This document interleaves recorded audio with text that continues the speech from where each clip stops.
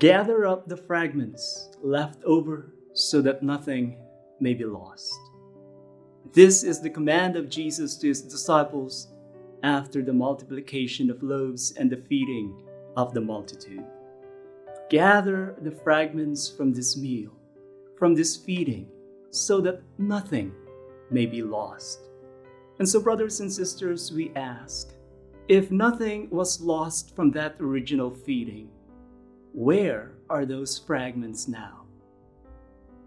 My dear friends, we have to remember that Jesus' feeding of the multitude recalls the feeding of the Israelites in the desert. God gave them manna, the bread from heaven.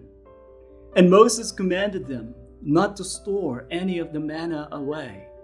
The Israelites found out that if they stored or hid the manna away, the manna got rotten in the morning and it perished.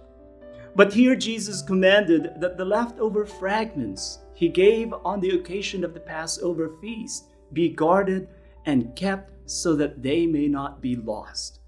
And so this bread, the fragments from that feeding, will not perish.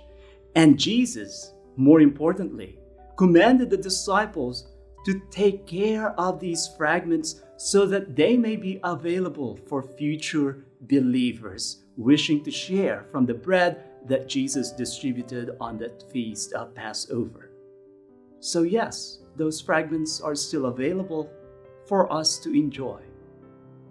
My brothers and sisters, I know that many of you are starving for the Eucharist right now.